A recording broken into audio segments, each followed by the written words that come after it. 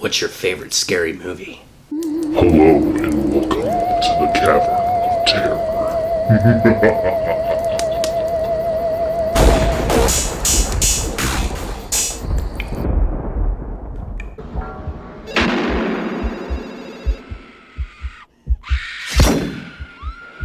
Scream stars Neve Campbell, Rose McGowan, Courtney Cox, David Arquette, Jamie Kennedy, Skeet Ulrich, Matthew Lillard, and is directed by the legend, Wes Craven. We're here, people. It's finally time to talk about the Scream franchise. This movie begins with Casey Becker, played by Drew Barrymore, who's getting ready for a night of scary movie watching with her boyfriend, Steve. Little does she know she's about to get the call that will change horror cinema forever. Hello? Hello? Yes? Who is this? Who are you trying to reach? I'll be straight up honest with you guys by saying that this is my favorite horror franchise ever. So it's gonna be kinda hard to be unbiased, but I'm gonna try. We'll see how long that lasts. The 90s was an awkward time for horror. I personally like to call it the land of try-hard sequels and Stephen King adaptations. Hold up a second, don't light the torches just yet. I'm not saying it's good or bad. We did get greats like the Tom Savini directed Night of the Living Dead remake in 1990, and the splatter horror classic from 1992, Dead Alive, directed by a young Peter Jackson. Like my good friend Lee from Drum Dum says, the big three horror franchises were pretty much dead in the 90s. Freddy Krueger, Michael Myers, and Jason Voorhees were very much at the twilight of their success. Those franchises were pumping out tired and rights-retaining sequels. It was a sad time. In 1994, Wes Craven returned to the series that he created for the third time. He returned to A Nightmare on Elm Street with Wes Craven's New Nightmare. It was an attempt to breathe new life into Freddy Krueger. It really helped the first time with Dream Warriors, which he helped write the story for.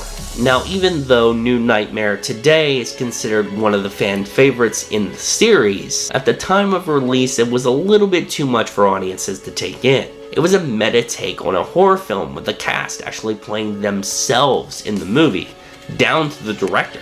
2 years later, in 1996, Kevin Williamson would shop around a screenplay that would become my favorite movie ever. Wes Craven would take the reins of direction and Scream would be born. I can't talk about this film without talking about the cast. I remember seeing a post on Killer Flicks that said something like, "What horror movie would you love to live in?" I said that you could find me hanging out with one of the best horror casts ever in Scream. Probably with Rose McGowan more than anyone else.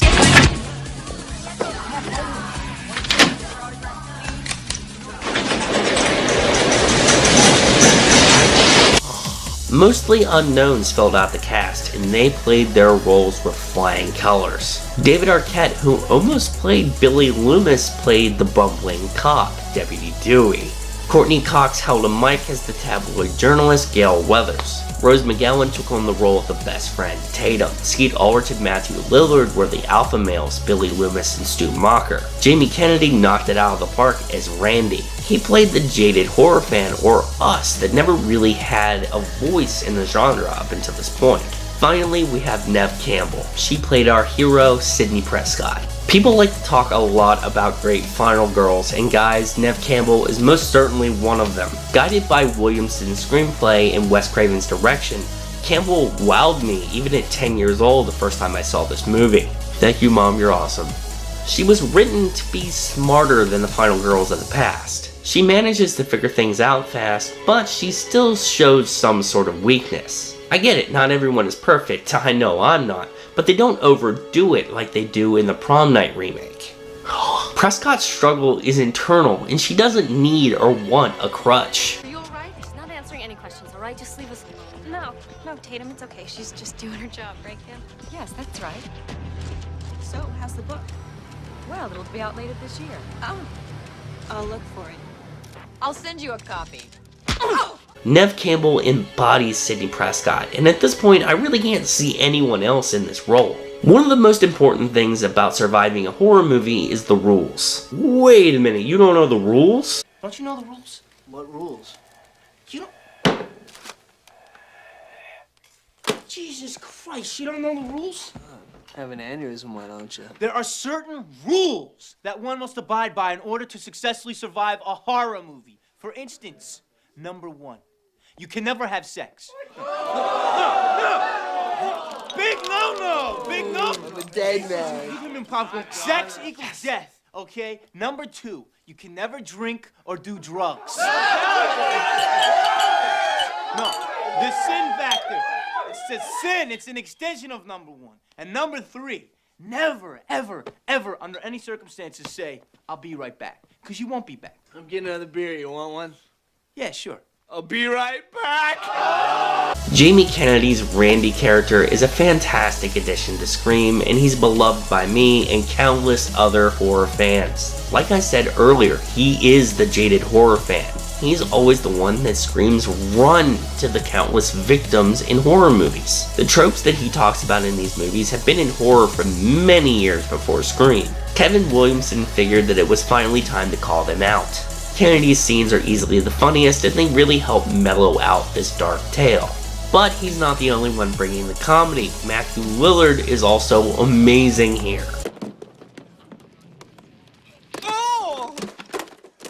His excellent comedic chops are well on display. Wes Craven is my favorite director, and at this point it should be no secret. But I'm not being biased by saying his direction is flawless here. He uses the sets and locations to their fullest extent. He pulls powerful performances from his actors, and pulls some of the best work I've seen from his editor and fellow director Patrick Lussier, cinematographer Mark Irwin, and composer Marco Beltrami. It's funny looking back to see that Sam Raimi, Danny Boyle, and even George A. Romero were once considered to direct this film. With the big 3 horror icons mostly out of the picture in the late 90s, horror was really struggling to find a face for the genre, or at least the slasher genre. Did Ghostface fill that void? Undeniably, yes. Ghostface is my horror icon for many reasons. That mask was on my mind for months after I saw this film for the first time. And there's good reason for that. It was everywhere.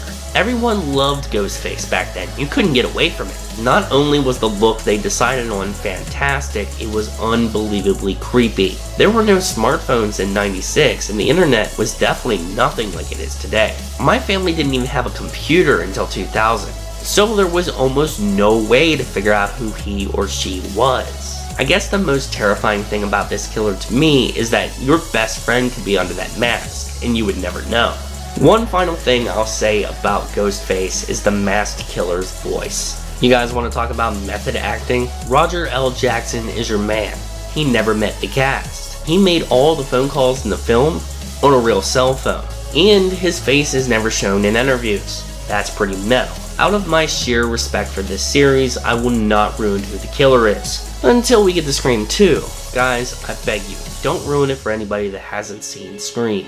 Guys, if you didn't know already, of course, Scream gets a metal claw. This movie is incredible. This film is exactly what horror in the mid-90s needed, and it brought a horror legend back to the forefront of the genre. Not only did it create a dominating series with 3 sequels following this original film, it launched a whole revisit to the decade of decadence. Many other slasher stories reached the big screen, like I Know What You Did Last Summer and Urban Legend. From the bottom of my heart, I just want to say thank you, Wes Craven. Alright guys, that has been my review of Scream. What did you think? Let me know down in the comments down below. If you liked this video, make sure you hit that subscribe button. If you want to see my review for Scream 2, 3, and 4, make sure you hit that bell button. You'll get notified when those videos come out. I would appreciate it if you followed me on social media. Those links are in the description box down below. But most importantly guys, I'm Zach. This has been the Cavern of Terror. Stay metal, my friends. What's your favorite scary movie? I don't know.